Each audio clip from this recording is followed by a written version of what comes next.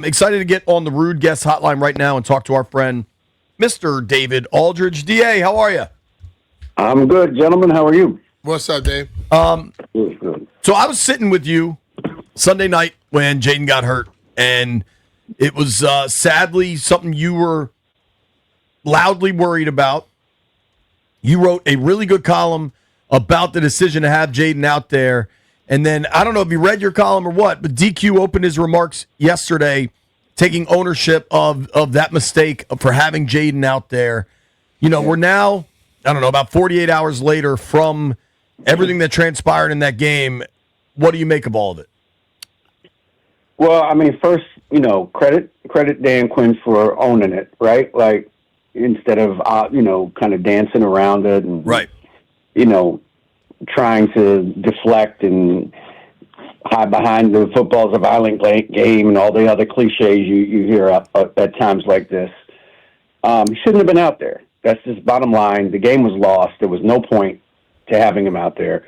And again, all that can happen is that he gets hurt. That's all that can happen. Even if they score a touchdown, so what? Like they're getting their doors blown off. There's no chance they're going to come back and win this game.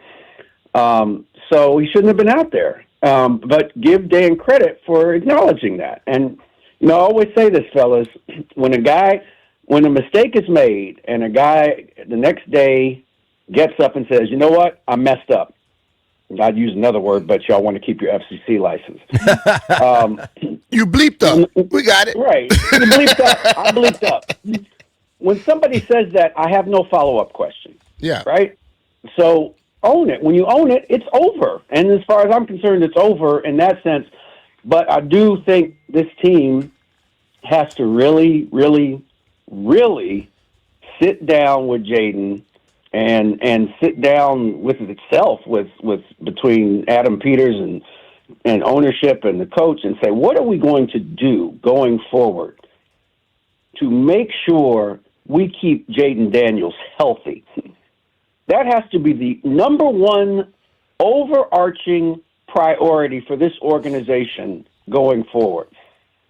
Because without five, you got no show. You got nothing. Mm-hmm. I shouldn't say you got nothing. You have very little chance of winning at a high level without five. I'll put it that way. Mm-hmm. And you've got to figure out better ways to keep him healthy other than saying you got to slide when you run, because that's not working, clearly. that admonishment or encouragement of him to get down, that's not working. So you got to come up with something else. Dave, I agree with you, but I also understand you can't wrap him in bubble wrap.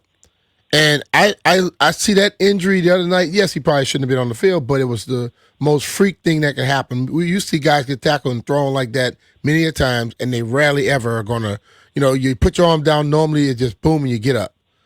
So it's like he's going to play football, he's going to get hit. He can't protect himself 100% of the time. But they're going to stop calling running plays for him? What I would say is, you look at Jayden Daniels. You answered your own question. You're right. Most of the time when people get thrown down, nothing happens. Mm-hmm. Jayden Daniels is very skinny.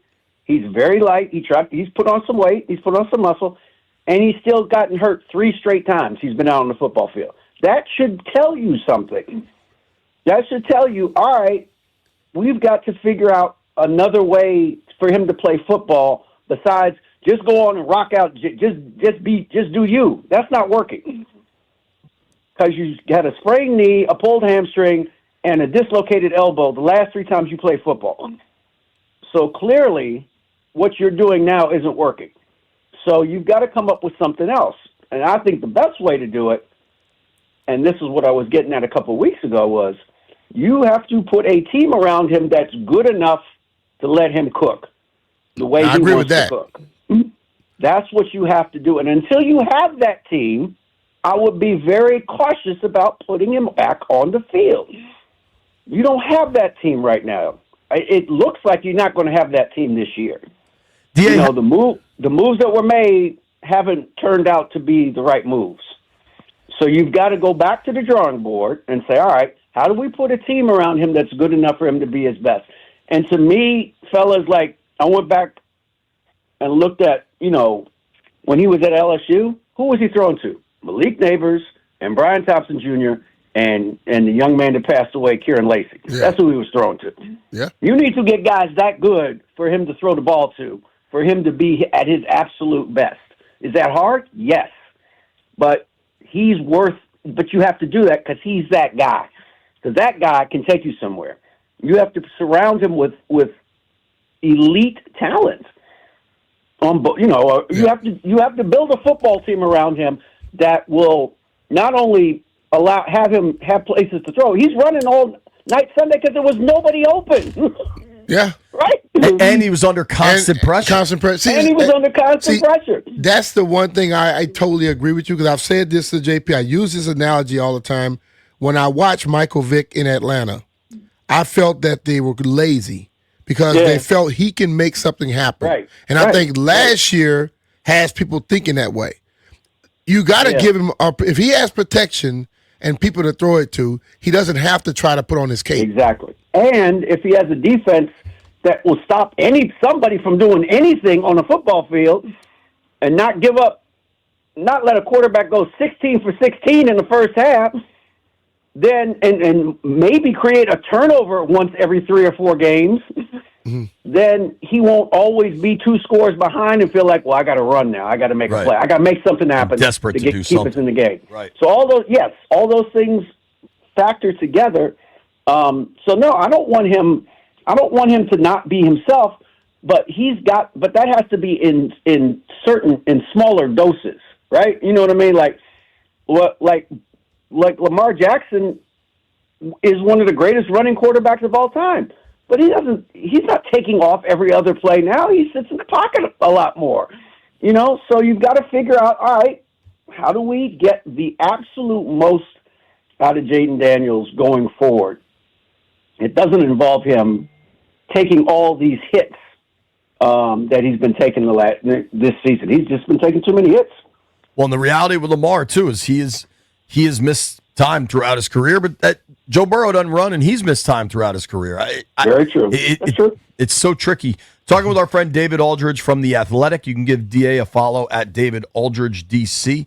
Joining us via the Rude Guest Hotline, the most reliable heating and air conditioning products in the DMV. DA, just how surprised are you with the way this Commander season has gone? I mean, I did not expect this level of drop-off. I knew there would be some drop-off just because they didn't have any injuries last year and they played a really light schedule.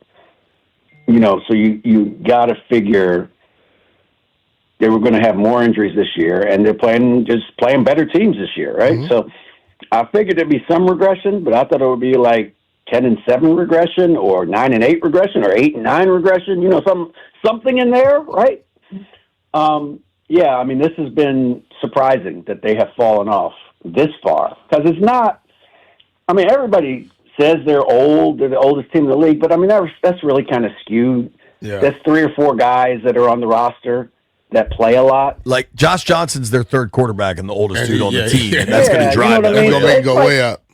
They're older, I guess I would say, but they're not it's not like there's a bunch of 40-year-old dudes out there playing. Right. I saw an old dude last night dominate. Yes, right. Exactly. He's 39. Exactly. You know what I mean? So that's not everything. The guys that they're just not getting it done. Yeah. Look, the defense has collapsed. It's collapsed. And I don't, some of that is injuries, to be sure. You had 3 defensive ends all go out within, a few weeks of each other for the season. I mean, how often does that happen on a football team? You lost 3 defensive ends for the season? Yeah. That just doesn't happen very often. That's just bad luck. That's bad luck, right? Mm-hmm. But they're just not producing enough. They're not doing enough. Do their defensive linemen make plays on occasion? Yes, but not enough. Do their linebackers make plays on occasion? Yes, but not enough. And their secondary doesn't make plays. They just aren't making any plays. They're doing. I think at minimum you have to cover, and I know that people get beat. I'm not saying, never get beat on a play, but they don't make plays. You don't see them forcing at the run, coming up to force the run and make tackles. You just don't, they certainly aren't creating any turnovers. Now, part of that is because there's no pass rush, right? Mm-hmm. So, that's a big part of it. The defense has completely collapsed, and I did not see that coming. I'm watching that game last night, and I was talking earlier how my mindset is I watch teams like they had a 5-game losing streak, and I watched them come out there and dominate. And I'm always thinking, okay, we can do the same type of thing. What's it going to take for them to come out there? Because what I watch, every time I see a team playing football, thinking and still talking when the ball is snapped, I know you're not going to have success. So how do they get them to the point where they can just jump on a damn bike and start pedaling? I just don't. This is what I don't understand, and it seems to happen no matter who the defensive coordinator is, no matter who the coach is around here. When the Washington Commanders play defense, they never seem to be in sync with one another. They were. I shouldn't say they were to a certain degree last year, but even then they were giving up a bunch of explosives. But the difference was they were forcing some turnovers too. It's crazy to me. You watch. I don't think the Cardinals are a very good team, but their guys were flying around last night. Yes, they were. There was speed on the field. There was no yards after the catch. You didn't see CeeDee Lamb catch a pass and just turn around and run 50 yards down the field. The guys. Some of those Seahawks touchdowns, they were open by 15 yards. Yeah, dude, each of the 16 completions, every single one of them, the guy was wide open. Okay, there were no 50-50 balls. Right. Those guys were running free and easy through the secondary with no resistance. Wow, that's bad. Yeah, that's bad. DA, trade deadline today. You expecting much, if any, action out of Ashburn? I could see on the margins. Sir. I don't think they're going to make any big trades. I don't think they will do that. This notion that you're going to trade McLaurin's got a $30 million cap hit if you trade him. Okay, that's not happening. I don't know where that's coming from. I don't know where it's coming from. He's also hurt. They're not going to do that, right? So, so could they trade one of they've got a surplus of offensive linemen, that have that I think some of whom have some value. I think Wiley is a guy that is a plug-and-play guy. He's a vet, with big-time experience. He can play multiple positions. That makes sense, sure.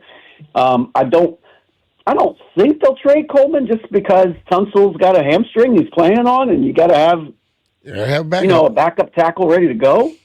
But you probably, if you did trade Coleman, you could probably get a little bit more for him than Wiley just because of the age, right? Totally. But other than that, I don't really see anybody that they have right now that's going to generate a ton of value. So maybe one or two deals for a fifth or a sixth or a seventh, but I don't think there'll be much more than that. See, I hear everybody always talking about trading, but hell, you got to have something to trade. And you got to have something that somebody wants. I've always felt like that because I remember, and I'm sure you probably used to hear this, Scott Jackson used to do a basketball show, and they were always talking about you could trade Peter, John, and Ramos for Shaq. In what world? The team that has Shaq will tell you, get the hell out of here. Right, exactly. You got to have something to trade. Fan trades are hysterically funny to me. That's why I don't do mock trades most of the time because they're just when I do them, I try to do sensible ones, and nobody wants those. They just want Peter, John, Ramos for Shaq. That's what they want. DA, we appreciate you making time. Appreciate you, Dave. All right, guys. Thank you. All right, brother.